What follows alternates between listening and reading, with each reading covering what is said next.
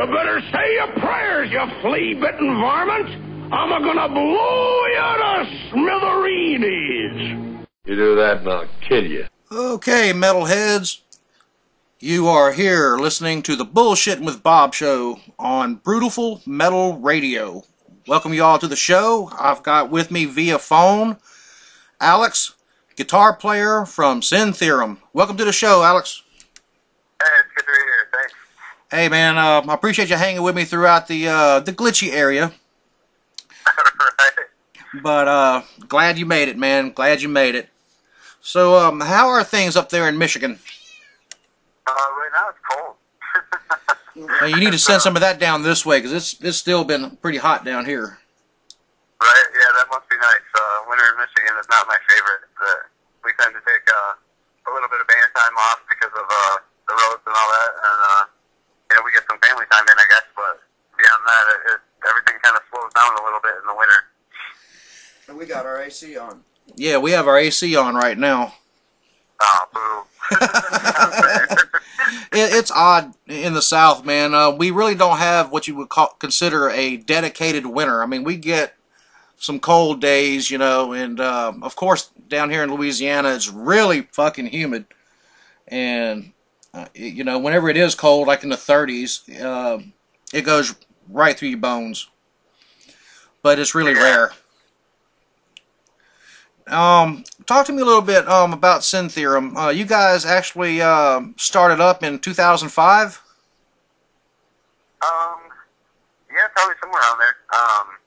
Ronnie, our drummer, had put this band together, or started putting it together. It was definitely his vision, and he just kind of pieced us together a little bit at a time, and over the course of the next I don't know, a few years, somewhere around there. I think I joined the band in probably 08 maybe, 09, somewhere around in there. Oh, right on. And then we've been trucking with this lineup. I was the last one to be the addition. As they went, it's just a single guitar player for quite a while, and then I was working with Pete, our bass player, and he was in my ear. I wasn't even playing guitar at the time. I'd played when I was a kid and stuff, and then Pete was just kind of in my ear on a regular basis about, hey, you should come check my band out. And I thought, well, okay. I came out to a practice and just kind of fell in love with it, and ended up getting a guitar again and starting collecting gear and starting the whole madness again. And it's been a lot of fun ever since then. It's great. Now, do you have any idea on how the name Sin Theorem came about? It depends on who you ask. I think everybody's got a little bit different story. I believe that was Ron's baby as well, as far as coming up with the name, or at least we give him credit for it. Because the whole band was kind of his baby anyway. So I'm not sure exactly where it did come from. Actually, Ronnie might be able to tell you, but it's hard to tell if it's going to be a true story or not. Let's see. Now, you guys have opened for bands. I'm looking at your biography. You guys have opened for people like Devil Driver, Seven Dust, Hatebreed, All That Remains, Mushroom Head, Soulfly, Cannibal Corpse. I mean, damn. Those had to have been some pretty damn cool shows, right? Yeah, it's pretty cool. We've just been really fortunate. Sometimes things just kind of fall in the right places, and if you figure the amount of time we've been together and whatnot, and the majority of those bands are probably in the last 3-4 years, but it's definitely great. We've definitely been fortunate. We know a couple of good locations, and some of those bands we kind of managed to sideline our way. We end up getting friends with them, and then kind of one thing leads to another, and all of a sudden you play a show or two or something like that. It's kind of the people that say it is who you know. That definitely does make a difference for sure in this business. I know that. Now, we were talking before we went live that you guys are hooked up with Jeff Totten with Project Independent. And yeah. well, what's the relationship like with Jeff? Pretty good. He's done a lot of things for us. Speaking of who you know, it kind of started off with Project Independent. He asked us to play it in, I think, 2006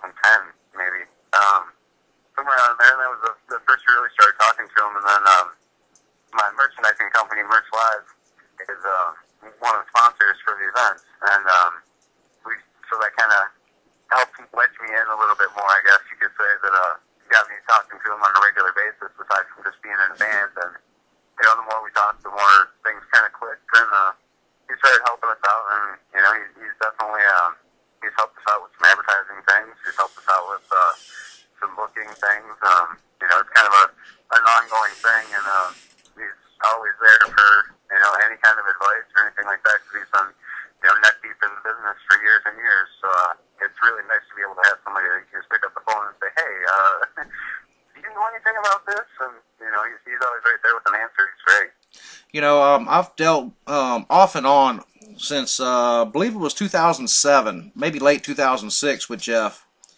And the guy, I can't speak highly enough of him. He's a great dude. He's all about the bands, and he's always one to bring unsigned acts some national recognition.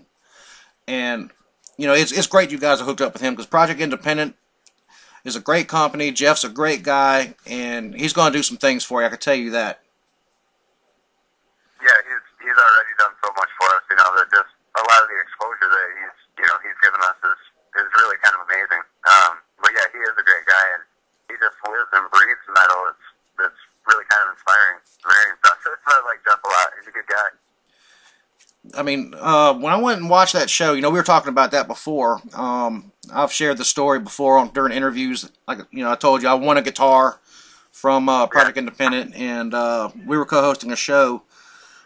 I believe the headliner, I mean, there was quite a few. There was a couple of Vegas bands, and I think Sick Monic was on the show.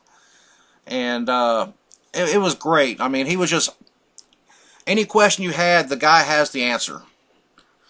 And if he doesn't have the answer, which is rare, he will damn sure get the answer for you. Yeah, he's definitely an answer guy for sure. He's always got an answer for something. It's very, very helpful. Nice to have him in my contact list for sure. Now I'm looking. Ernie Ball is your sponsor? Ernie Ball? Yeah, it says Ernie. Oh, congratulations on behalf of Ernie Ball and our sponsor. I thought Ernie Ball was one of your sponsors. Ernie Ball Strings. Yeah, I wish. Not yet. Yeah, that'd be pretty fucking tight. Free strings. Yeah, that would definitely be nice.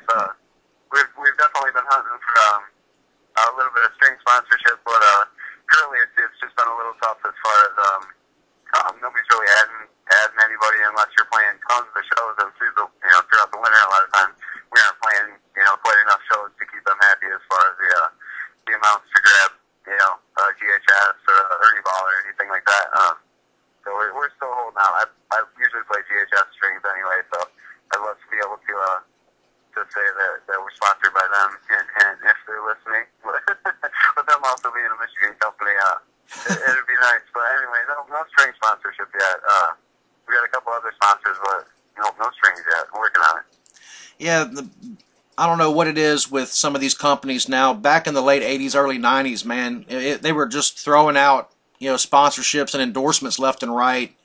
And now it's kind of dried up. I guess, they think that metal's dead, which is bullshit. Metal never dies. Anybody that's got that rebel attitude and their finger in the air and going against, the mainstream is always going to be, listening to metal in some form. Yeah, metal is definitely alive and kicking in Michigan. I know that for sure. But the crowd's definitely come out and support us. We've definitely got some sinners up here. But it's the economy just sucks. So nobody wants to sponsor anybody. Nobody wants to give out free money for anything. And I don't blame them. No, you can. We've the people up in Michigan here. I think everybody's just angry. So we're all listening to metal and having a good time with it, I guess. Now, you were saying you guys have pretty good turnout at shows. The response has been pretty awesome.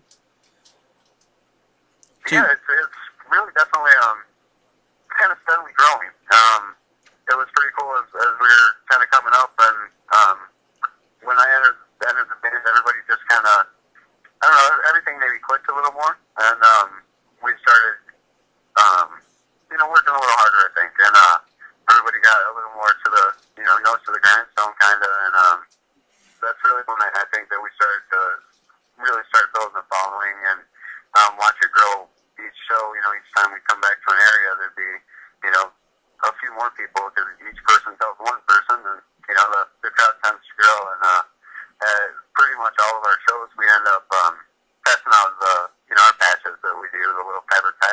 and that always helps as well. People love the free stuff, and then they go home and it's better than a flyer if they forget about it. It's in their pocket. It got washed well. It's a screen printed patch, so it's still intact when they find it in their pocket, the following week or whatever. So that definitely helps with some of the promotion as well. Everybody likes free stuff. Now, I'm still reading in your bio. It says in September of 2010, or around that, you guys did a 2-week tour into the Deep South and back. Where'd you guys go in the South? What's that? Sorry? Well, where did you guys go in the South? We went kind of through a regular circuit, but we ended up going all the way down to Florida. We got some friends down in Florida that we stayed with, and we'd like to be able to play with next time. But the tour was kind of put together kind of last minute, and some of the shows were unexpected, I guess. That we weren't, we weren't sure what we were walking into on some of the shows, but it was definitely a great time. We've done a little bit of touring here and there since then. We plan when this next CD comes out, we plan to take probably 3 weeks right after it drops, and then give it another couple months, and then go back out for another 2-3 weeks, and kind of play it by ear from there. Right on. And when are you guys going to release the next CD? That's been the question on everybody's list. We were supposed to actually release it this last fall, and we've had countless delays, some production delays.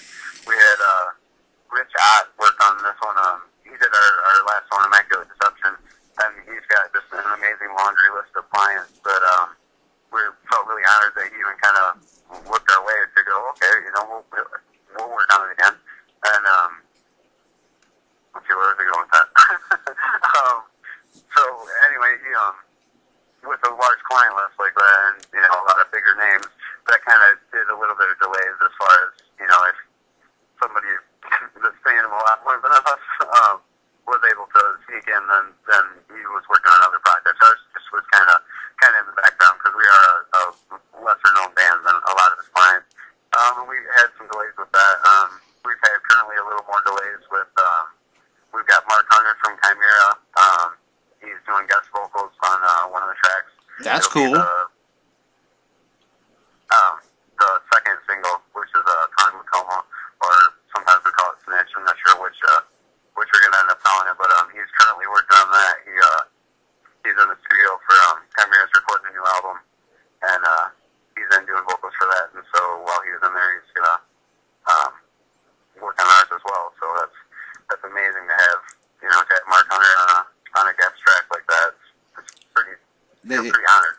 Yeah, that's pretty fucking huge, man. I mean, fucking Chimera. I mean, they're badass. Yeah, it's kind of, they're definitely kind of legendary. I mean, as far as, I've known them for, 15 years probably, and playing metal and, collecting their CDs and all that stuff, and it's kind of another one of those things of, kind of friend of a friend, and all of a sudden, I was talking to him, and it's like, well, hey, you can maybe sing on one of our songs, and, he, I guess, does the track enough, and, things kind of fell into place, and all of a sudden he's working on it, so it's really crazy to find yourself in a position like that.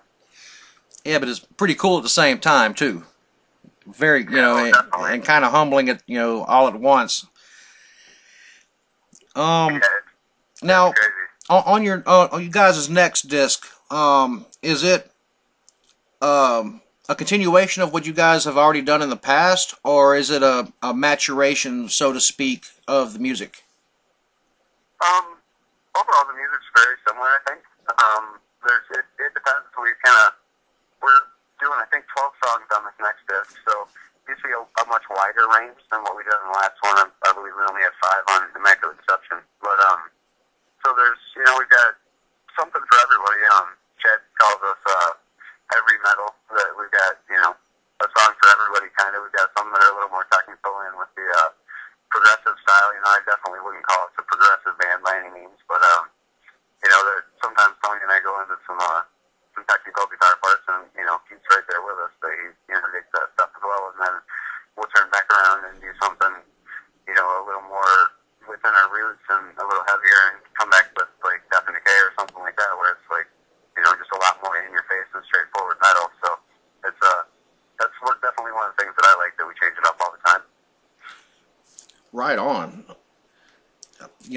you can never go wrong with a little bit of prog in your music.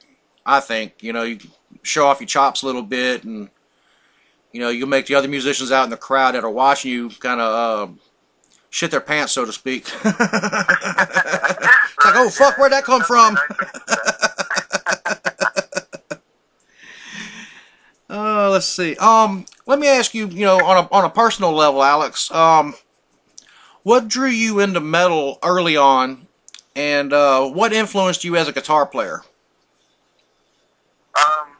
In the early years, as far as I was really started into guitar a little bit before I started into metal, but they were pretty close to hand in hand. In the early years, it was just basically the energy of it all. That's, you know, I like upbeat music in general. Keeps me moving a little more. But as far as fellow guitar players that I looked up to, in the metal category, I definitely listened to a lot of Alex Skolnick from Testament, a lot of, you know, Kirk Hammett and Dave Mustaine, and, you know, a lot of the usual big ones.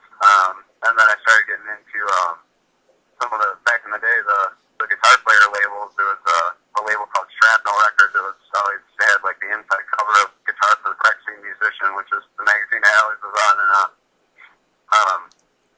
I found a band called Cacophony, and that was Marty Friedman and Jason Becker. And once I found that, I was kind of in love with some of the stuff that Marty Friedman was doing, you know, way back in the day before you'd ever even thought of joining Megadeth.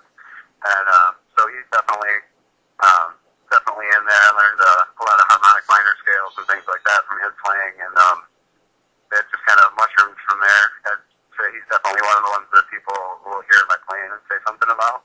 Usually they reference him from Megadeth, not Cacophony, though. But, yeah, I think those are probably the main influences. You know, it's just, I don't know, it's just something about metal that's always drawn me to it. Throughout the years, the bands that I've been in have been, you know, some of them were rock and some metal. This is one of the heavier bands that I've been in, but it's definitely my favorite, too. You know, you talked about Cacophony, and kind of the same thing. I bought that first album, and back when it was an LP, back when it was an album, and yeah, and man, those guys shred. You know, Jason Becker, Marty Friedman. Oh my God, those guys. You know, I knew about those guys before. You know, like you said, before Megadeth, and I was a big fan of a lot of the Shrapnel guys as well. You know, Tony McAlpine, Vinnie Moore. And, you know, a funny little story, I've told this a couple times, but I joined the Army back in '96, and I served for 5 years. And I did my my schooling in Fort Gordon, Georgia, which is in Augusta. And I was jonesing, I mean, bad to go play a guitar. I mean, I went through boot camp in a month into my training at Fort Gordon before I got a chance to leave post and go anywhere. So like 3 months I hadn't picked up a guitar, and I was like a crack addict, man. I had to go and get my fix, you know. And I went to this little music store in town and picked up a guitar, plugged in, and I started playing. And you know, this is back in the day when grunge was real big. No one was playing solos hardly at all. And I was in there, and man, I was doing sweeps, you know, doing all kind of, you know, major arpeggios, minor arpeggios, and you know, harmonic minor runs, D harmonic minor. And one of the guys that worked there came up to me and says, "Oh man, it's so great to hear that. I haven't heard that in years." I'm like, "Dude, you work at a music store and you don't hear anybody coming here playing arpeggios and sweeps or anything really musical?" Yeah, that surprised the shit, because to me, shred never died. You know, I mean, it is what it is, you know. I mean, just because it's not on the mainstream anymore doesn't mean it's not there. Just like, you know, metal may not be so mainstream these days, but it's got a really thriving underground. But I love those shred guys, you know, and you name some of the same ones that influenced me, you know. Like I told you, I'm a guitar player. And the big one that got me where I wanted to play was Randy Rhoads.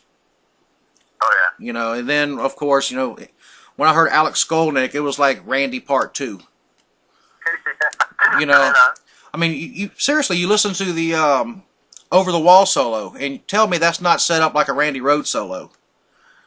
I mean, it's almost... That's probably true. The chord progression and everything is set up where, you know, I could just picture Randy playing that, just, you know, back in the day. But, Yeah, that's crazy that you mentioned Randy, because I totally left that out. I wasn't going to think, and that was kind of as I started really into some of the metal stuff, because I started playing, I was listening to, like, David Lee Roth and old Van Halen and stuff like that, and, you know, I discovered Steve Vai because of David Lee Roth, kind of, and in those days I was pretty young, and, I lost where I was going again. oh, you're talking about Randy Rhoads? So, Randy Rhoads, sorry. But, yeah, well, you know, being with Ozzy and stuff, and starting to learn, you know, different Ozzy guitar players, and J.K. Lee, I think, was the guitar player at the time when I really started listening to Ozzy, but, yeah, back listening to some of the older stuff with Randy Rhoads, and one of the Ozzy tapes I didn't know that I had, because I had a lot of tapes, was, he had a little acoustic piece, and I spent forever sitting there trying to learn that, and I think it might have been called D. But, yeah, just amazing guitar work and trying to figure out those chord progressions and, you know, all the fingerings and everything. I spent so much time listening to that. That was kind of one of my early delves into anything classical. But, yeah, Randy is amazing. I'm surprised I left him off the list there, I guess. Well, I mean, there's so many guitar players. I mean, so many great guitar players. You know, you can't remember them all. There's no way. Right. You know, but, you know, in my path, it was Sabbath, you know, Tony Iommi that made me want to play riffs. You know, I imagine that's a lot, because you hear any song, you know, I don't care who it is that wrote it, you're going to hear a piece of Tony Iommi's writing in there. I mean, he kind of laid out the blueprint for how metal's supposed to sound. But the guy that made me want to, you know, pick up a guitar and learn, you know, lead and modes and theory and everything was Randy, and then it continued with Alex and Marty Friedman and people like this, you know, especially with the exotic scales. Now, well, what kind of gear do you use? I use so I love I'm talking about the Line 6 that Wagner has. The first head that Line 6 had that was all tube. It's not like the absolute top of the line or anything, but I just fell in love with it. It's got all the you know, to be able to have all the effects and everything that you want. I just use a little bit of delay and whatnot for solos mostly, but to be able to just have them at the tap of a foot and not have to have a whole rack full of gear, I just fell in love with it. It's, you know, it's definitely my favorite. So you know, Tony and I both play those Line 6 Wagner heads, and then we've got Antec cabinets in the like mid '90s or so. Antec made guitar cabinets and guitar gear in general. And thank you, Craigslist, we managed to find some enough cabinets that we both can play through full stacks and run, you know, anti-cabinets with Line 6 heads. So it's pretty cool. I love Craigslist. Craigslist is awesome, isn't it? Yeah. And then aside from that, I've got a couple Gibsons, and Tony and I kind of trade them off here and there. And so yeah, well, really our setups are pretty simple. We don't have a rack full of gear or anything, and you know, not a bunch of sound boxes, just a pedal to switch the channels on the head and call it good. We're old-fashioned, straightforward metal. You know, and same thing. I use Line 6 as well. I mean, I don't think you can beat Line 6 personally. That's just my own opinion. I've got the Spider 3 HD 150 head, and I'm running it. I'm running it through a Behringer 412. It's got the JBLs. And it's 400 watts, and I found it at a pawn shop, man, for like $200. Yeah, sweet deal. You know, you can. Sorry, I got a few dogs here. Oh, no problem. I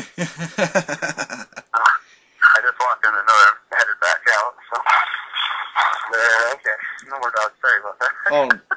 Trust me, if someone knocks on our door, you'll hear the gang we got here. It's like Wild Kingdom in our house. I've got 4 dogs and 5 cats over here. Oh yeah. Oh yeah. The only thing I'm missing is Jack Hanna. You know. Yeah, we got oh my goodness, we got 4 or 5 dogs here right now. We foster, so we get some kind of and we got a cat, and yeah, we definitely have the mayhem in the house when comes through the door. You heard a little bit of that, but we jumped out to the shop, I think. Well, it's a little quieter out here, so yeah. I don't know, you know, if I left it to the wife, you know, we would have like, oh, I don't know, probably like the combination, it'd be like the Brutiful Zoo / Animal Sanctuary / Wildlife Refuge / Rescue, you know, yeah. If I had a couple thousand acres of land, I'm sure the wife would be putting rhinos and all kind of shit out there, giraffes. She'd be filling it up. I think mine would too. I'm the reason we keep cleaning actual pets though, because she wants to always foster, and we foster, and we've been fostering puppies, and I just fall in love with them. And I'm the reason we end up keeping them half the time. She's really good at the foster game, and I'm all about the foster sale, where you foster one and go, oh, can't we keep her? She's so cute. Uh-oh. I've got Vixen in the chat room saying, oh, hey, Bobby, that's a great idea. No. What's that? Well, wipe that shit out your mind there, Vix. The 9 animals we have now. Oh, yeah, and I forgot, there's a bird here as well. We've got a cockatiel. Nice. So, well, you got me beat. Good job. That's an accomplishment. yeah, well, it's quite the mix, and it's pretty fun keeping the cats off the cage, let me tell you. Right on, I bet. I don't know. Get some mayhem. Two of them's not too bad with it, but the other 3, oh yeah, man, they walk out there and it's like Putty, Tat, and Tweety Bird. Right. I swear. Nice. So Looney Tunes in your own home. Yeah, right. Oh yeah. Oh, Vix, you're gonna get pink eye tonight. She says, yeah. Then we have Bobby too. I guess you need to have one gray back, you know, hairy gorilla in the house. Or silver. You gotta take charge that way, you know. I would have said silverback, but you know, at my age, I get gray. Right. Nice. But it's all good. It's that wisdom kicking out, right? That's, you know, Yeah. that's how you gotta look at it. Like a fine wine, you know, you don't get old, you get vintage. It works fine. Let's see what we're talking. Oh yeah, line 6. Yeah, I picked up that HD 150 head, man. When they were brand new, and I got lucky. I went to Guitar Center and got this amp, and they had just came out, and they wanted like I think $3.99 for them, brand new, some shit like that. And the one I got was actually a display that they had just put on the amp. And being it wasn't in the box, they knocked off $100 for me. Nice. Yeah, I mean, I don't even think the damn thing was played. The little twisty cable or the twisty tie thing was still on the power cable. Nice. Yeah, Oh, so yeah. just because it wasn't in a box, you know, I got it. $100 cheaper. Nice. You gotta love Guitar Center sometimes. Yeah, I love line 6. I got, you know, I got a couple of those Bodger heads. I've got I don't know, one of the little line 6 on the floor pedals, and a little, another line 6, like the pocket pod, I think. Mm-hmm. I don't know, it's like hand size. But, yeah, it all sounds great to me, so I wish we could get sponsored by line 6. Now, That's what I'd like to go for. you know, and like you, I like the line 6 because you get, you know, such a wide range of effects with it. Now, you know, when I play a gig, I don't normally use too much effects. I mean, I do, you know, of course, I got 2 different lead sounds, and but as far as, you know, rhythm, I usually go fairly dry. I'll put a little bit of reverb, maybe a hair of delay on it, but not much. You know, just something to wetten it down some. But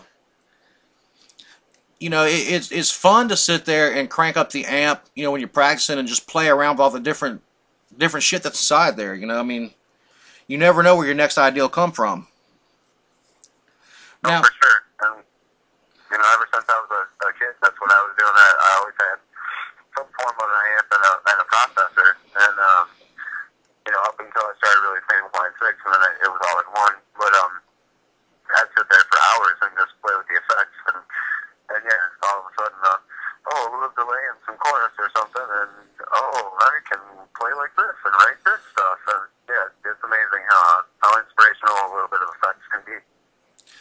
here's some, anytime I play with effects, I always go as far out as I can. I used to have, back in the day, you may remember this pedal, it was a Digitech pedal, and it was all kind of different time delays. It had slapback,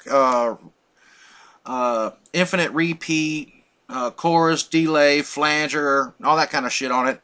And I would always take the knobs and go as far, like, you know, if I could put on an 11, I would.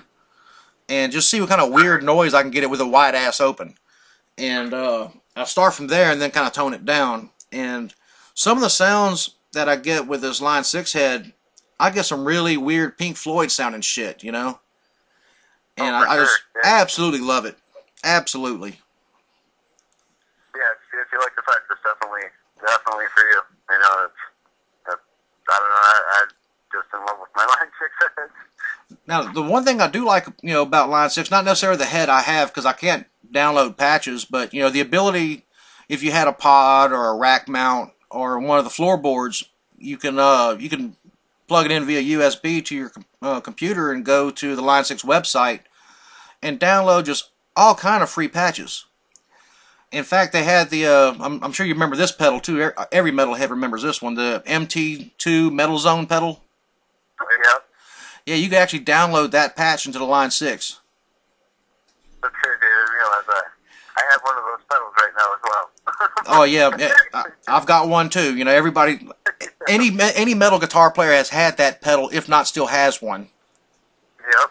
That's like the greatest, the greatest distortion that you can find on a budget, you know? Yeah, for sure. Yeah, that's definitely, it could explain why that was a hugely popular pedal, but yeah, one way or another, it seems like I've always had one of those laying around. Well, you know, if something ever goes wrong and you gotta use someone else's gear, you can always make a sound with that Metal Zone pedal. You know, if you, for whatever reason, if your head, you know, breaks or, you know, whatever fucks up, and you had to use someone else's gear, and they had some kind of, you know, one of them old cheap, like that MOSFET 100 Marshall head that barely gives you any AC/DC distortion, you can plug that thing in, man, and you're crunching away. Yeah, it's nice to have some form of backup. I should start carrying that around with us again, just in case.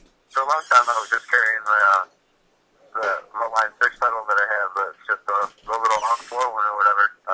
That each time that we go any distance or for, you know, a string of shows or anything, something like that, we take that for a backup. I should start bringing that MT2 as well, I guess. That's how you tell. It's just kind of sitting in the corner with a lot of other gear that has been accumulated over the years. Now, I wanted to ask you, you know, we were talking about Michigan and how you guys are kind of spread a little bit over the place. What's the scene like out in Michigan? I mean, y'all still got a lot of venues to play and, you know, good solid underground?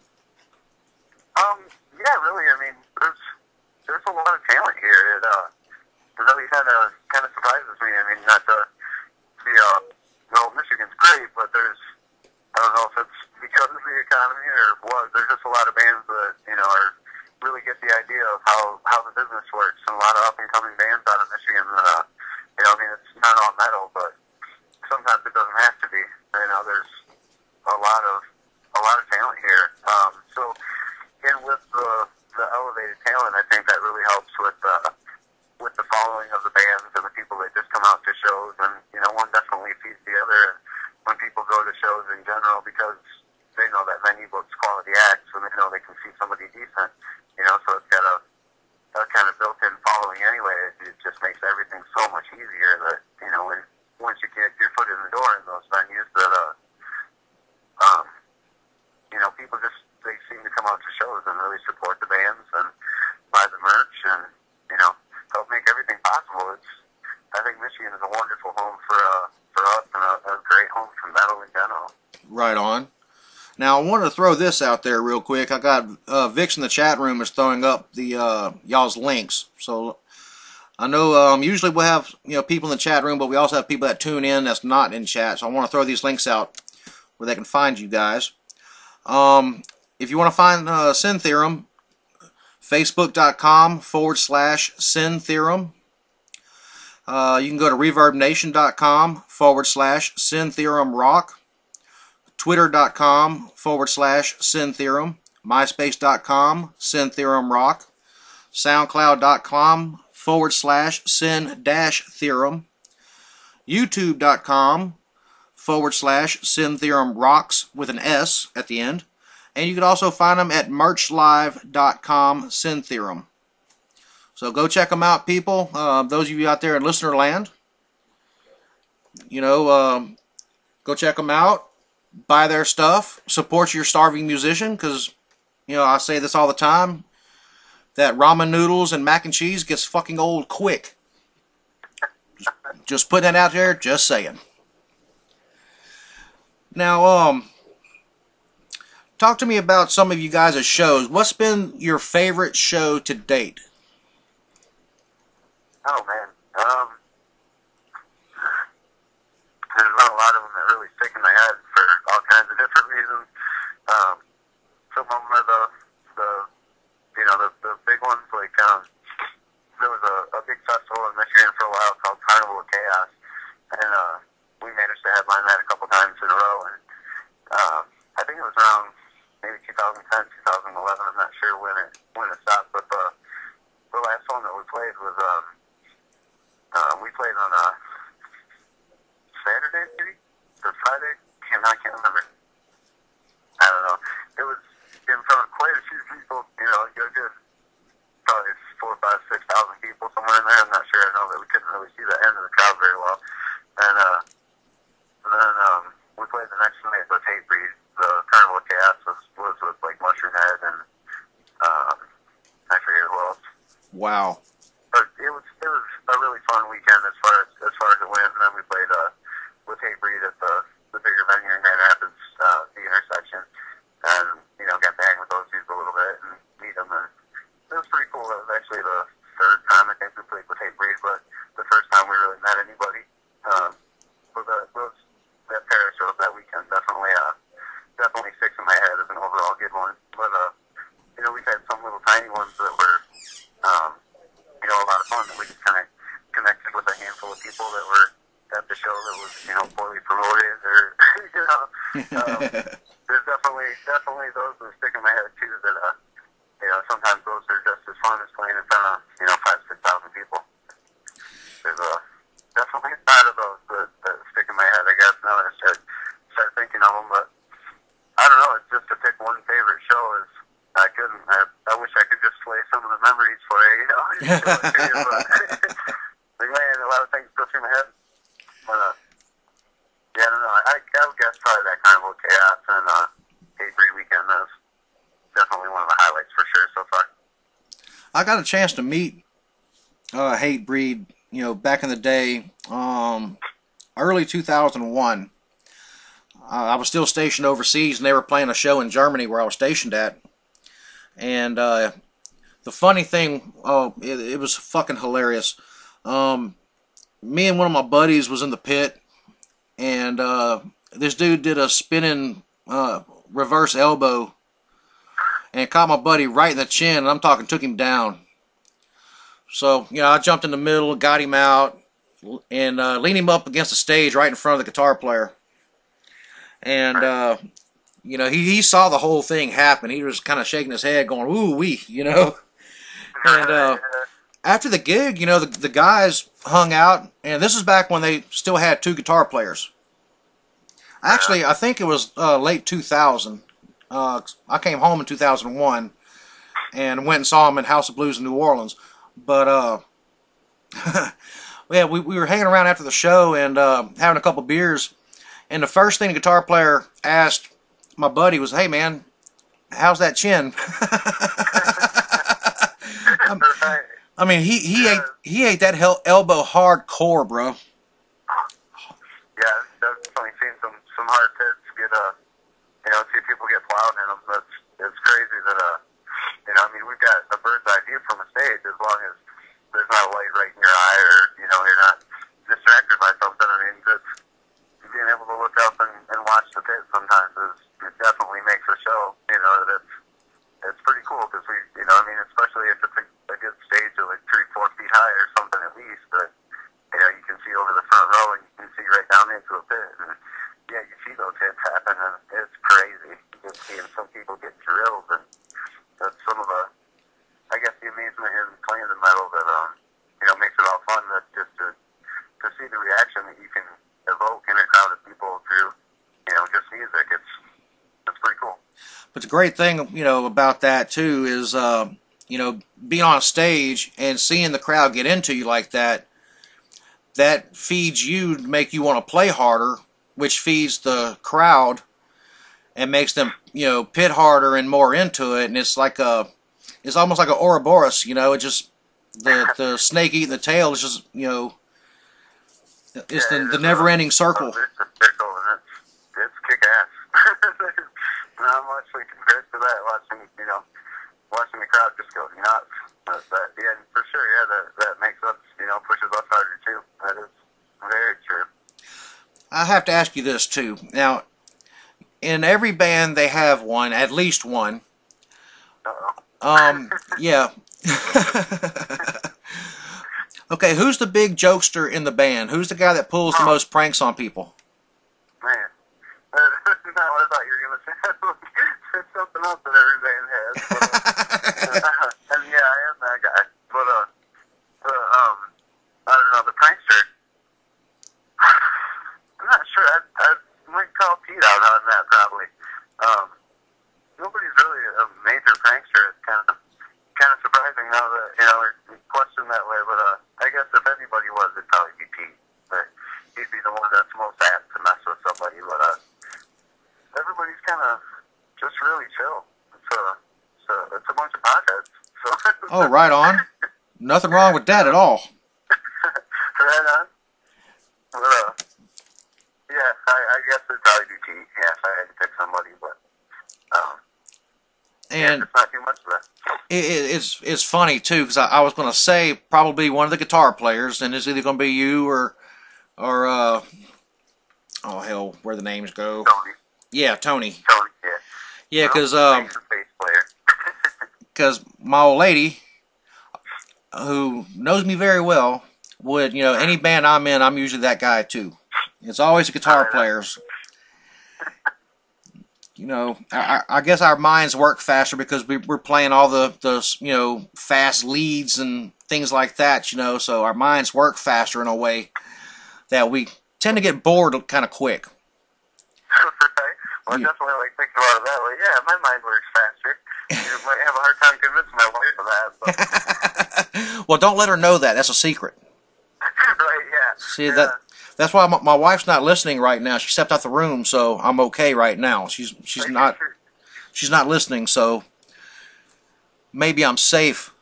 But yeah, in my experience, and in fact, even with the interviews I've done, I've always asked that question, and it's usually a guitar player that's the culprit. Right. Now, is there one guy that's grumpy in the morning, like first thing, don't want to talk to nobody until they have their cup of coffee or something? That would probably be me. I'm definitely not a morning person at all. And right now I work for myself. My wife and I own a screen printing company at FurtherMerchLives.com, Chemsville. Oh, right on. So, my schedule is kind of, however, as far as if I have work, then I'm working, odd hours or whatever, but, yeah, morning is definitely not for me. I definitely need to be left alone for a good hour or so before I'm getting coherent. Oh, and I totally feel you there, because I'm, again, the same way. I gotta have my coffee and cigarette first thing in the morning. Don't talk to me. Don't look at me. Don't stand 10 feet around me. Just go the fuck away. Let me have my coffee. And once I sucked in that first cup, then okay, I'll have a conversation. But yeah. I've got to wake up. And some mornings when I'm sure you know how it is. You play a show and then you got 2 hours of sleep. You got to go to work, or maybe even an hour's sleep. Those kind of mornings, yeah, I've got to shoot back like one of them huge monsters or something, and yeah, get that crack in a can and get that ass kicked first thing. Yeah, I definitely need something to help jumpstart me sometimes on mornings like that, for sure. I always hate those mornings, you know. We, back in the day, back in 03, 04, when I was gigging pretty steady, like I told you, you know, we're stationed or out of Baton Rouge here, and we get a lot of shows where we go play New Orleans or we go to Biloxi, Mississippi, and of course you're hanging with the guys after the show, having some beers and, you know, having fun, you know. And of course, you know, Biloxi is about 2 hours away, 2.5 hours, and yeah, you know, gig gets done at, you know, 2 when the bar closes. You got to collect up your money, and so that's about roughly 3 o'clock. You know, get all the gear loaded up and get everything ready to go. Of course, everybody's hungry, so they want to go to like Waffle House or Denny's or some shit. Yep. You know, and you end up getting home about, you know, 6. Just like, oh shit, I got to be at work in an hour. You know? Yeah, all that sounds very familiar. Oh, dude, we've all spent years doing that shit. It sucks, but you know, that next day, man, you're telling everybody at work, oh man, the gig was this and this other band. First time I've heard them, they kicked ass, and you know, it makes it worth it. But God, just it sucks having to get, you know, through the day. Yeah, it definitely makes it a lot more tricky. For sure. I used to go in late all the time. My boss was pretty cool in the last job that I had, you know, before I was working for myself, when I was still in a band and everything, and I was doing screen printing for somebody else, but they were, as long as I didn't miss due dates, they kind of were really kind of lackadaisical as far as when I came and went, and so I definitely had that advantage, but you know, I mean, there's still plenty of days where, yeah, we played, I don't know, 2, 3, 4 hours away, and you have to wait till close to get paid, and then still drive home, and yeah, you know, for the whole deal, you get home at 6, 7 in the morning, turn back around, change into your work clothes, and off you go. But yeah, years of that. It just goes and goes. But yeah, it definitely is all worth it when, you know, you kind of recount the last night's events when you're talking to somebody else at work or something, and you know, just, if nothing else, just to be able to recount the memory in your own head, even if, you know, they're like, oh wow, that was cool, or, you know, who gives a shit? Yeah. just thinking about it usually is that's the kick-ass part for me, is you know, the amount of memories and the amount of people that I've met, and yeah, it's all irreplaceable. I can't imagine just going and working a 40-hour week job and coming home and watching 5 hours of TV every night. Like, you know, so many people do. Like, I can't imagine that would be my life. But, you know, I've always worked a 35, 40-hour a week job, and then, you know, the rest of the time I'm jamming or flagging or doing some artwork for the band or something stupid. I've always had a band there keeping me occupied. I can't imagine coming home and just staring at the TV every day. Now, I've got a guy in the chat room, Seth Metalmouth. He says he wants to ask you advice on how y'all started off with your fan base and what you guys did to help make it grow. A couple of the big things is, like, you know, those patches that I said that, you know, being a screen printer, that gives us a little bit of an advantage, because I can screen print those patches and we give them to everybody. So, you know, there's contact information, or we'll advertise shows on the back, or, you know, all kinds of stuff like that. Well, you know, if there's 10 people in a venue, or, you know, 1,000 people in the venue, if you literally give every single person one of those patches, you know, they walk away and they'll tell somebody about it. They, you know, at the very least, they'll remember your band, whether they saw you or not. You know, they might check it out later. That's definitely one of the things that has helped us hugely. And then the internet was the other thing, and that's really, the internet was the main thing. Ronnie spent so many hours, just unbelievable amounts of hours doing networking, you know, pushing our Reverb Nation, working on Facebook. When I first joined the band, it was still, you know, MySpace was still really big, and he pushed it on there, and just internet marketing is unbelievable as far as how useful that can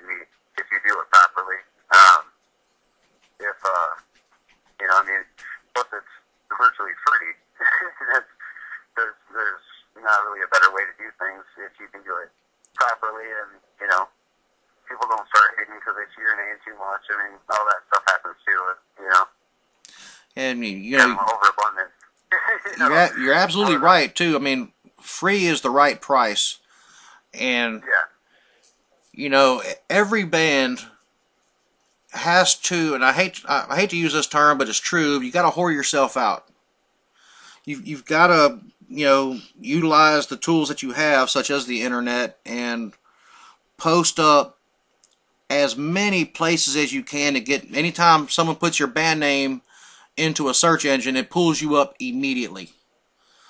And you have to be constantly interactive with those sites. You know, mp3unsigned.com, GarageBand, all these different places that you can go and post up MP3s and you know, talk about your band, and you know, people will start getting involved. And you know, and like you were talking about with the patches, we used to do this thing when we were in when I got to Vegas. I restarted my band, and in fact, Buffy played bass in it. And we borrowed an idea from X-Hoarder.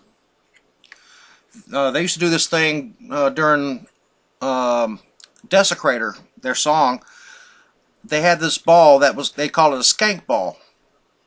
And what they would do before they played the song, they would, you know, have a free T-shirt, or you know, a tape. Back then it was tape. You know, or a patch, and sometimes it'd be a combo. You get all three. But what they would do is they would throw the ball out during the song Desecrator, which is really fucking brutal tune, and whoever brought it back at the end would get whatever they were giving away. Oh, right on. And if you brought it back with blood on it, you got everything, you know. And we borrowed that idea. The name of my band back then was called Gutter Sludge, and we would always do sludge ball. But unlike X-Hoarder, you know, they had this little ball that they had. It was like one of these little cheap inflatable kind of deals. Well, we got a solid one, and you could not pop this fucking ball. And we were playing this show. We went from Vegas to, oh hell, where was it? Cedar Rapids, Iowa. And, oh yeah, we played this show on June 6, 2006. It was called the 666 Fest. And we went there, and we had made a couple T-shirts. You know, we had a microphone. Hell, what else did we give away? A CD, some stickers. I mean, there was an assortment of shit. But whoever brought that ball back to us at the end of one of our songs was going to get all that, and it happened. You know. And the funniest thing, though, my singer just didn't toss it in the middle of the pit. He dotted this chick right in the eye with this ball, and I saw the whole thing happen. It was great. I mean, that vantage point from the stage. Dude, he reared back. I'm talking like from the fucking parking lot, and hummed that ball, and bounced this chick right in the eye. And at the end of the show, you know, we're like, we didn't see the sludge ball. We didn't know what the fuck happened to it. You know, it just magically disappeared. And well, yeah, right. I mean, she had one eye and she had a ball for the other one, and stuck in the socket. And after the show, you know, we loaded up our gear, got off the stage and everything, because it was I don't remember. I think like 17, 18 bands was playing that day. So I mean, it was real rush. Everybody got like a 30-minute set, and we got off stage, and we were, you know, milling around out in the crowd, and that chick brings up the ball, says, "Hey, I got the ball," and you can see her eye was all red. And so we gave her, "Oh man, you got this shirt and a CD and this microphone." You know, it was all autographed by the band, and you know, we took pictures with her, and even in the pictures you could see that her eye was red. It was really cool. Oh wow.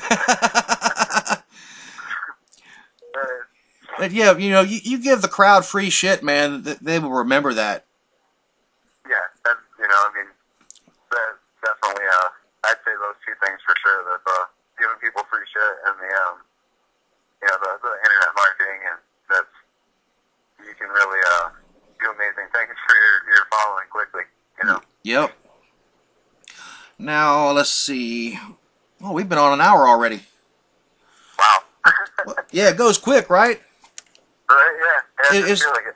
You know, I say this every time too. It's not, I hate doing interviews. I think interviews are very dry, one-dimensional. It sucks. The reason I call this show the Bullshit with Bob Show is because, you know, that's what we're doing. We're a couple of metalheads that get the bullshit, and everybody else is lucky enough to listen in. Yeah, it definitely felt more like just chatting. So, Yeah, it's just having a conversation, you know. A little nervous. So. Well, I'll tell you what, let's go ahead and throw on a few more tunes. Now, before we started going live, I had one of you guys' tune. If it lies on its back, it will lie to your face. So I'm going to play 3 in a row. I've got Porn Star, Fist Fuck, Postal, and Relentless Aggression. And then we'll come back and do some more bullshitting. Cool. So guys, gals, everything out there in between, stay tuned. This is the Bullshitting with Bob show right here on Brutiful Metal Radio. And we have Alex from Sin Theorem in here with us talking. And here comes your eargasm right fucking now. Alrighty. We are back. You were just listening to Porn Star, Fist Fuck, Postal, and Relentless Aggression by Sin Theorem. Welcome back to the show. This is the Bullshit with Bob show right here on Brutiful Metal Radio. And I have with me still Alex from the band Sin Theorem. Welcome back, Alex. Hey, thanks. And we only had a minimal glitch that time. The computer must like you, Alex. Surprising. Usually they don't. Mine hates me. Now, let's see. We're going to get to some strange questions here in just a minute. Should I be scared, bud? Let's see. Yeah, Vix, I had to restart the computer, or not restart the computer, but restart the program. It didn't want to let the mic click on, so I don't know. You guys out there in listener land may need to reload the page and or reload the player, and you'll get it back up where it sounds good. But let's see, strange questions. Growing up, what was your favorite cartoon character? Man, I don't know. Now I've thought about it too long. Bugs Bunny was the first one that jumped in my head, so maybe it's Bugs. So. Wow.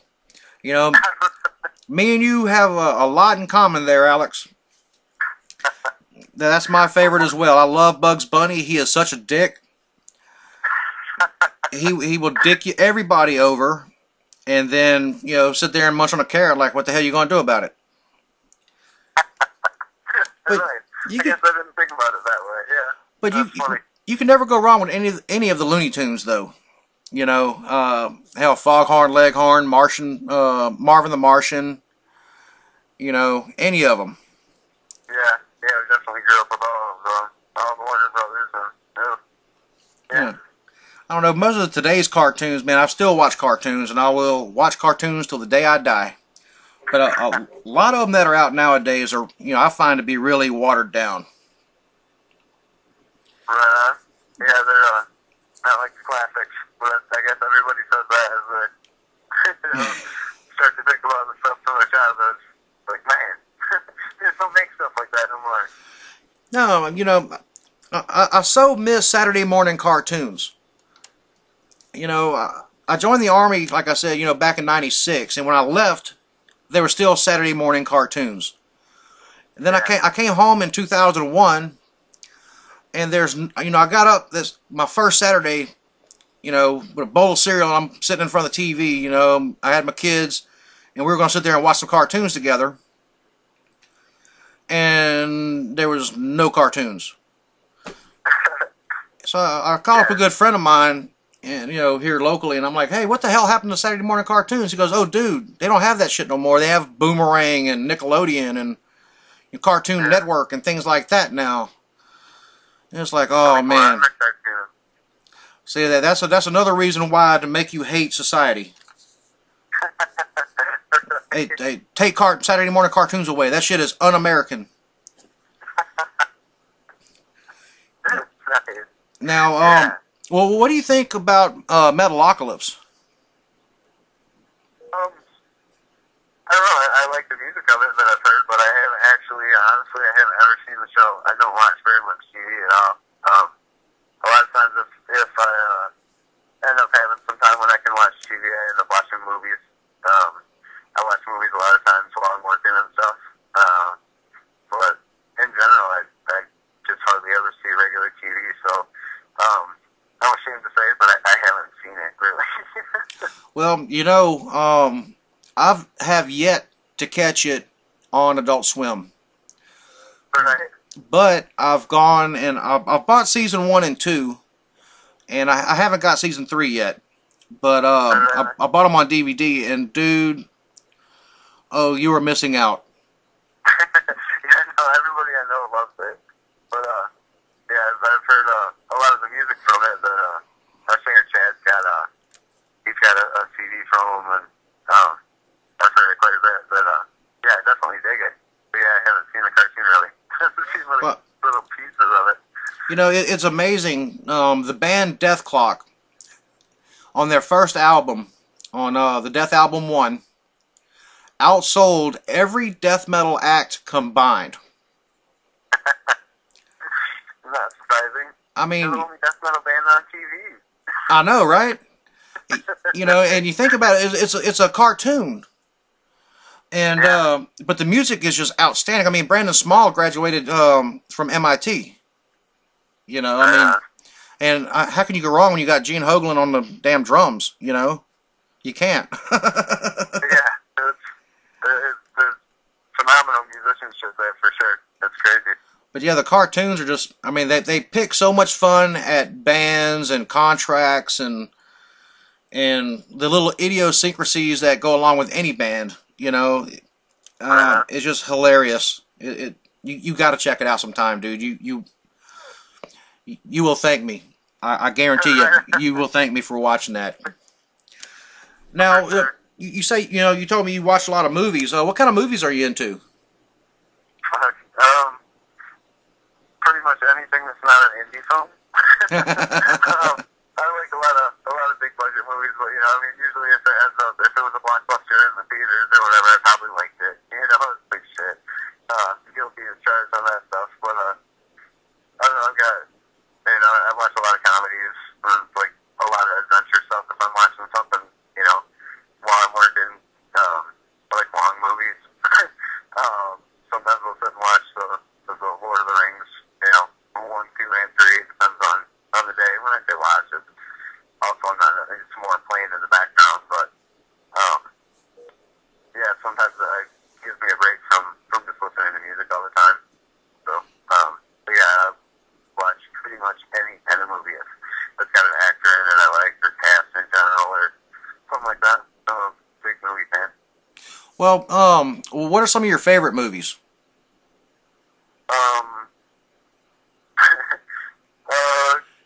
Like the Pirates of the Caribbean movies.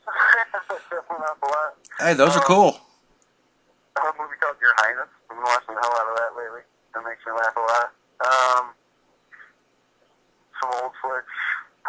Movie called Hoffa, about Jimmy Hoffa. Jack Nicholson in it. I haven't seen that one yet. I heard it was pretty good, though. It is. I've watched it. Saw it a couple of different times on DVD, and yeah, that's one that I watch over and over. I like Nicholson anyway, so that's definitely in there. Martin Scorsese films, anything like that. I don't know. I like a lot of shit. Now, you know, growing up, were you ever into, you know, comic books and superheroes? Not so much. I think that's part of where my love for movies came in when I was a little fat kid. I sit down and watch movies.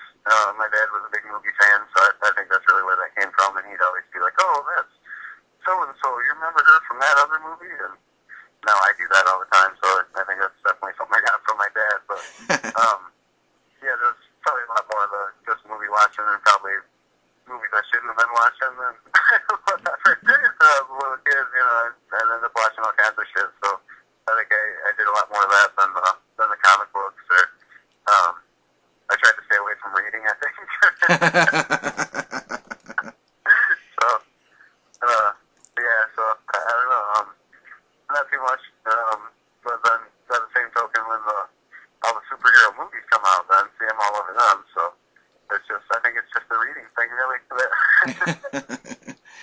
Now, see, that's where me and you differ there. Because I tell you, oh man, I am a bookaholic. If you gave me, 10 minutes inside Barnes and Nobles or Books a Million, oh yes, I would make it worth my while.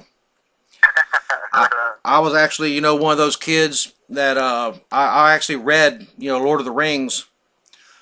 I couldn't tell you how many hundreds of times. And I anxiously awaited for the movies to come out. Because, I seen the trailers and I knew Peter Jackson was going to do a good job with it. And but it's one of those deals where after I read the book and I watched the movie, I'm going to pick the movie apart by everything they missed. So, yeah, and that's kind of the downfall. Anytime they adapt a movie from a book, but yeah. So much that just falls to the wayside. But yeah, I just have that advantage that I don't read.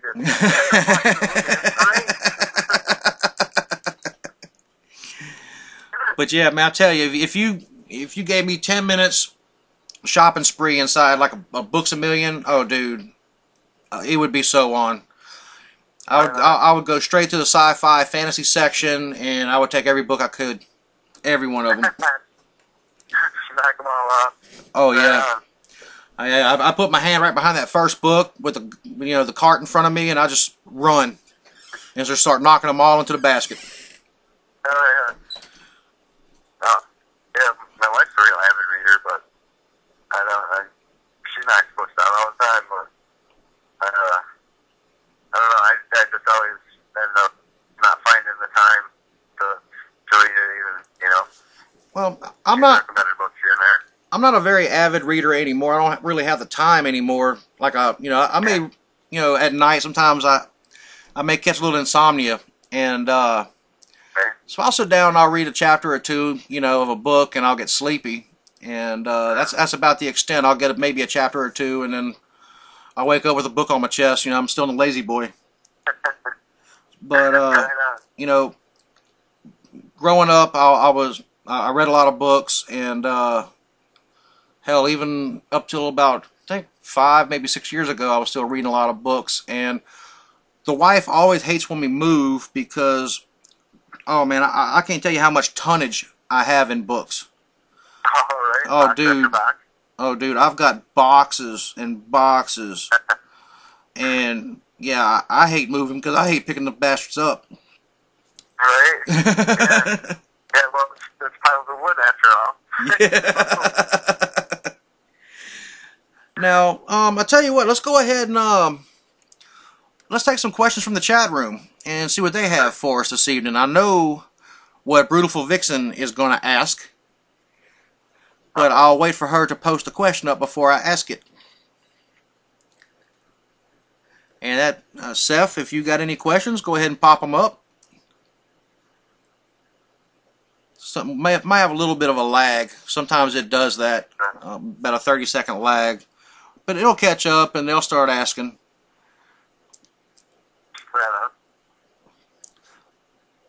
Now, I'll ask you one, though, while we're waiting for them.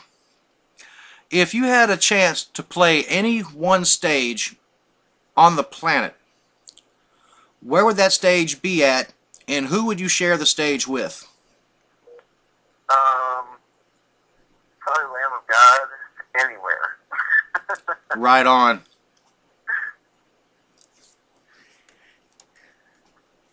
For me, I don't know necessarily who I would want to jam with.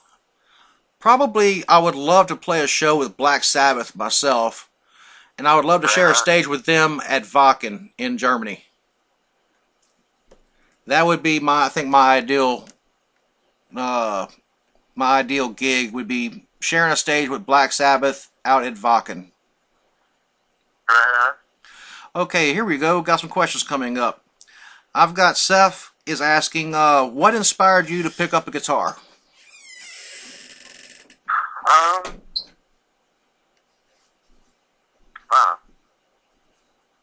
guess my best friend at the time, Tony Landis, he had bought a guitar from, I don't know, some other friend, and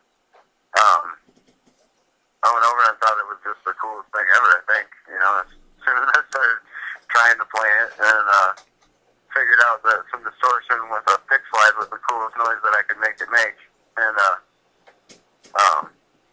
think I kind of fell in love right then.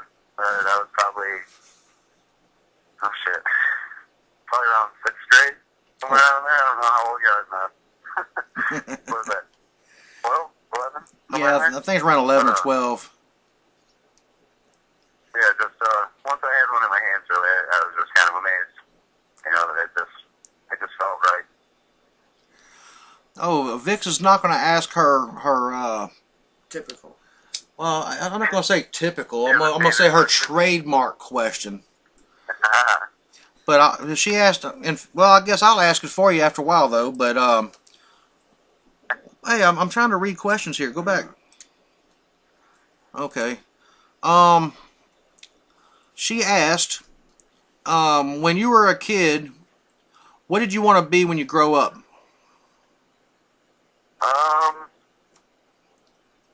Guitar player.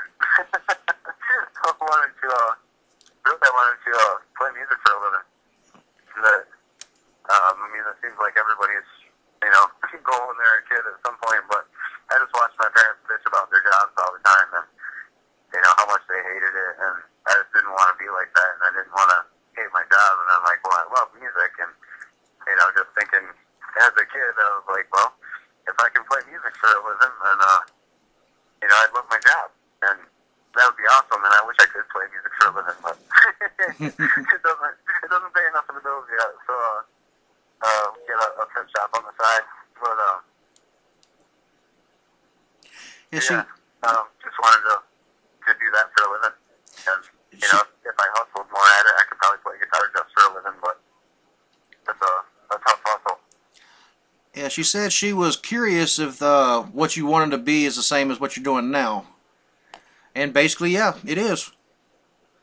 A lot of it, yeah. I don't think I ever thought of screen printing or making t-shirts when I was a kid, though. That's the one that pays the bills. But yeah, as far as, you know, jamming in a band and stuff, and yeah, I definitely had my fair share of being a guitar player almost for a living, so yeah, that's pretty cool. I'm in a happy place, so it's cool. Now, she also asked, how did the idea of porn star fist fuck come about? I'd like to take some kind of credit for that, but that one was actually written before I was in the band. But I came into the band, and that was, I don't know, I bet they had probably 5, 8 songs that they were, you know, either keeping from, you know, a while ago, or, you know, things that were being worked on at that point. And when I came in the band, that was one of them that continued on, and it's kind of, it's a lot of people's favorites. It's kind of funny, but it's so much different from the rest of our stuff that, you know, when somebody hears that song, that, you know, we're a little more proud of some of the more, you know, straight up metal tunes we have, and so a lot of times people are like, oh, play Porn Star, and Chad and Tony are kind of like, oh. Yeah, it's, I don't know where the inspiration came from that, but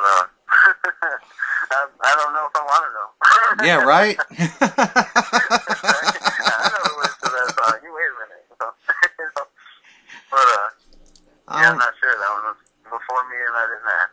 Well, you know, the mental image I get of, you know, when they say porn star fist fuck is kind of like throwing a hot dog down the hallway, I guess. Guess that'd be the best way to put it. Because, really, what could you do if you're fist fucking a chick? Not a damn thing. Yeah, just, if you're touching just one side at a time, I guess, the bottom side. Yeah, stick your leg in there and do circles. I'll feel it then. Yeah, one side at a time. Yeah, that's crazy. Now, So I don't know. Seth asked, he says that you'll know this one. Are you familiar with the quotes, how do you plan on doing that, and magic, motherfucker?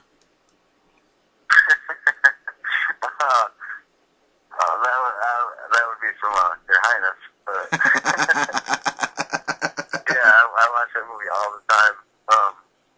We had it, I DVR'd it on, we've got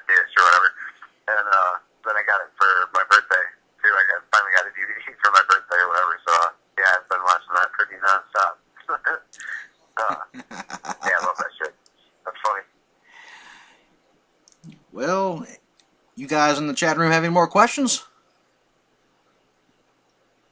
Well, I guess I'll go ahead and I will ask you Vix's trademark question. Uh-oh. Usually she asks if briefs, boxers, or commando. Depends on the day. No. Boxers in general.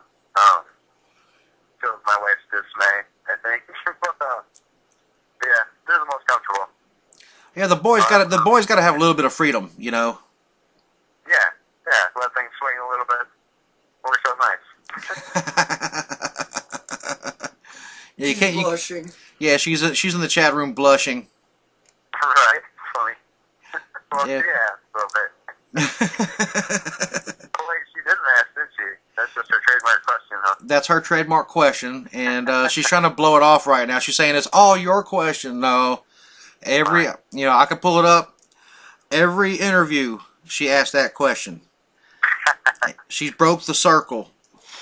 Damn. Yeah, Right. poor Vix. You got the tradition, so. Yeah, just break the circle. There you go. Funny. Now, let me ask you: do you have any hobbies outside of music? I don't know, I guess probably gaming. Playing my Xbox whenever I can. Right on. Sometimes there's not a whole lot of time for it, but yeah, when I got a free minute, I think that's probably my favorite waste of time. It's the Xbox for sure. And but what's some of your favorite games? Probably the Aliens, Colonial Marines. I just got that the other day. But yeah, that's pretty badass. It's kind of like you feel like they're in the movie a little bit. I love Aliens from, back in the day when I was a kid anyway, so a nice marriage between the two, I guess. That's pretty fun. So I guess that one and probably the Assassin's Creed series. I'm a bit of a nerd about those two, so. Have you ever had a chance to play any of the God of Wars? No, not really. I haven't really gotten into those, but I'll end up just kind of obsessing about one game at a time, and it takes me forever to beat a game, because I just don't have that much time to dedicate to it, so, but no, I haven't actually got addicted to those yet. I mean, played, because I'd say addicted. Now, I've got, well, actually, it's Vix's PlayStation 2 over here, and I haven't bought a new gaming system in years. I think the last one that I purchased was the PlayStation 1. And when Vix moved in with us, she brought her PlayStation 2, and I started getting back into gaming. I used to be a major gamer. I grew up with the Atari 2600, and I moved into Super Nintendo and Sega, did Sega Genesis, and got the PlayStation. And when she brought the PlayStation 2 in, I started playing, and I had a friend that had the God of War games, and he let me borrow those. I played God of War 1 and 2, and I ended up beating both of them. And, man, I tell you, excellent game, if you're into that style of game. And the friend I borrowed those games from, he plays Xbox 360, and recently probably last year, maybe a year and a half ago now, got the Dante's Inferno game. I don't know if you've seen that one, but it's based on the same engine that they used on the God of War games, and yeah, that's making me want to go and buy an Xbox because that game just looks sick. Yeah, I love my Xbox. I wouldn't trade it for nothing now. Yeah, I've always had a fairly current system. It just kind of depended on how much I was doing money-wise at the time. But yeah, once I had a Wii. I played that for a little while, and then I got a car accident and injured my back, and I kind of knocked out the fun of the Wii at that point. And it looked like Xbox had a lot more games that were aimed at what I was looking for. And I just like to shoot shit and blow shit up. So. Oh, right on. So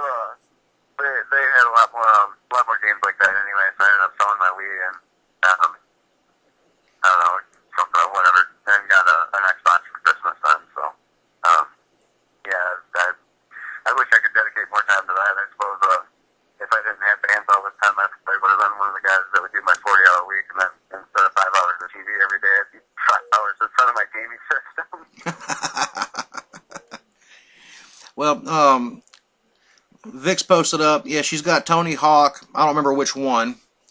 Max Payne. You've got a racing game. Which one was it? One of the Need for Speeds. Oh, right on. Let's see. I've got NCAA 2006. Hell, what is that other one? Medal of Honor European Theater. And I've got a fishing game on it. I love to go fishing. You know, I'm a Louisiana boy. I grew up down here in the South, and I love to go fish. I love to go hunt, and try to go fishing much as possible. But it's like once every couple years, it seems like. So on them days when I have absolutely nothing to do, I will throw my little fishing game on the PlayStation, and I'll go fishing. Hell yeah. Yeah, that helps fill that need, huh? Yeah, she just remembered. Yep, that's the one. Need for Speed. That game's kind of a, you know, I played Grand Theft Auto when it first came out. Not Grand Theft Auto. I'm sorry. Hell, what was that game? Gran Turismo. That's it. Oh, really? And one of my friends, you know, I was in the Army. He had bought it. And he bought the wheel, the steering wheel, the pedals, and everything. And you know, I was always a gearhead. I always loved, you know, mechanics and working on cars. I built a hot rod back in the day. I had a '82 Firebird that I punched the motor out and made it really hot. And so I'm very familiar with how everything works under the hood. And one thing I thought was really cool about Gran Turismo was how you could sit there and tweak out the car.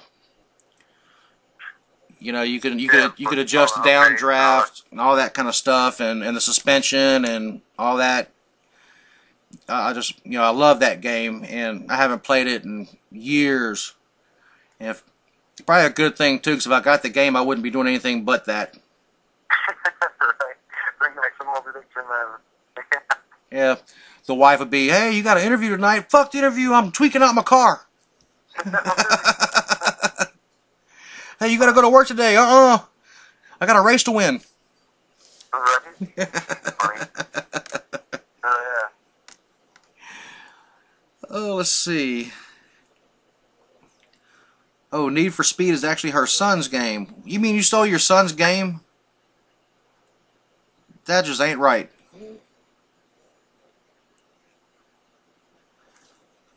Now, let's see. Now, talk to me about, is there any one show that you consider to be your worst show?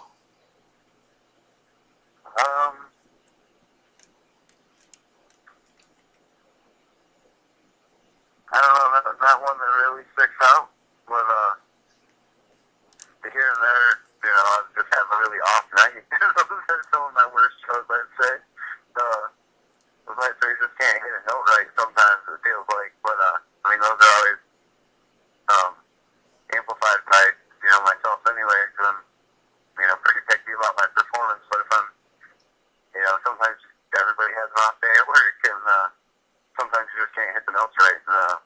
Those are definitely the shows that would stick out in my head as the worst ones, but I don't, nothing's really jumping into my head as, you know, above the others as, hey, this one really sucked. So I guess that's a good thing at this point. You know what I always found pretty odd was what I would always consider one of my worst shows. You know, maybe I hit some wrong notes. I couldn't see very well on stage, or, you know, you couldn't hear yourself in the monitors. You wasn't sure where you were. You know, you could barely even hear the snare drum. And, you know, you thinking that the gig was totally fucked. And you get off stage, and, like, everybody's, oh, man, that's the greatest gig I've ever seen. You know, and these are, like, regular fans. That's the best show you guys have played. And it's like, really? Yeah, Wow, sometimes that does happen that way. It's kind of like, yeah, you go, were you at the same show? Were you Exactly. on video or something?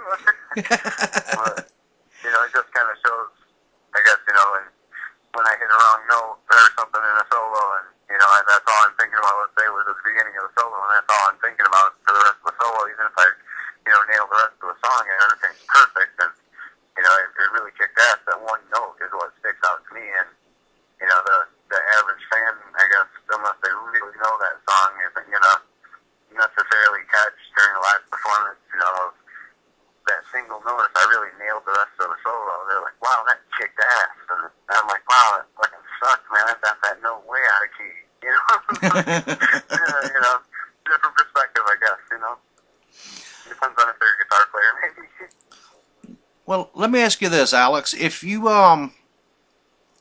could give any kind of advice to, say, an up-and-coming musician that was looking to make a band and, follow the path and try to maybe not necessarily make it, but get a name for themselves, what kind of advice would you give that person? Do as much advertising as you can, and that's not necessarily, taking out ads and something. If you can pay for that, cool, but figure out ways to promote yourself as cheaply as you can, but get the most, the most out of it as far as, flyers. A lot of bands kind of look the other way and don't flyer anymore, and they just rely on Facebook and everything, and that definitely makes a huge difference, without a doubt, but there's nothing quite as direct as, handing a flyer to someone at a show when they obviously are going to shows to say, hey, in 2 weeks, here's my band's playing here, or whatever, I think a lot of bands really miss out on the idea of flyering and advertising in general. If you can be the best bands in the world, but if no one knows that you're playing someplace, then no one's going to be there, I have to agree with you. And something to be said, too, about, hanging out with the guys and going out and flyering. It's fun. You get the whole band together and you start hitting these other shows people are at. And, because when we were in Vegas, man, we would flyer several shows. And, of course, you'd go and we'd always pop them on people's windshield wipers. Or, you go staple them up on, telephone poles and everything. And it was always fun. And you would see friends bands out there doing the same thing. Well, hey, guys, give me, half of your stack. I'll give you half of my stack, and that'll save us some time. We'll go hit this club. You guys go hit that club, And then we'll meet up at Denny's or whatever later on and, throw French fries at each other or something. It's always something fun and, building that camaraderie up like that. Yeah, and that's really the things that help build a scene. When you start being friends with other bands and help each other promote, and that's all building a scene. And then all their friends will come see you play, and all your friends will come see them play. And a lot of bands, I guess that would be another thing in place-wise, but a lot of bands look at it all as a competition. And in the end, it's not a competition. It's the more you can network with other bands and work together with other bands that are, like-minded, then the better off everyone's going to be. And as far as if you want to get so far as catching a label or anything, that's not really a competition either when it comes down to it. They're either looking for your sound or they're not. It's not, you're not going to magically convince them that your sound is amazing. They might be after you or they might be after your friend's band, and that's just kind of the way it works. So it's, the competition factor in local bands drives me crazy sometimes, but, it's when it all comes together and, things happen like you're talking, that, we help each other promote and build alliances, but, it really helps build the scene. It's sad, too, because really it is one scene, one fight, Yeah. And the competition thing, I've dealt with that, being in bands, especially, it was really bad back in the 80s, in the late 80s, oh my, wow. But, the more bands stick together and help each other, the more the scene will build. If you get a lot of backbiting and a lot of these little cliques or groups of bands, it's not going to work. It's one scene, one fight. Everybody's got to support each other, and then the fans will follow. Because like you said, if you help out, one band, their fans will come to your show because you helped that band out, and they respect that. And likewise, that band helps you out. Your fans will go and check them out for the same reason. Yeah. And it all just really builds the scene. And that's, you know, building a scene. And if you're fortunate enough to be in an area where the scene just kicks ass, you know, I mean, it didn't happen by magic or by accident. It happened because some bands worked their asses off, and there's some music lovers around the town too. So, you know, yeah, I've never been anywhere where it was just an amazing kick-ass scene that didn't have kick-ass bands that, you know, helped make it what it was. exactly. Well, I know, you know, we talked during the break that you've got a couple local shows, and y'all are, you know, pretty much waiting for the CD to drop before y'all start getting a tour lined up. But I do want to, you know, invite you back when the CD does drop and y'all get it out.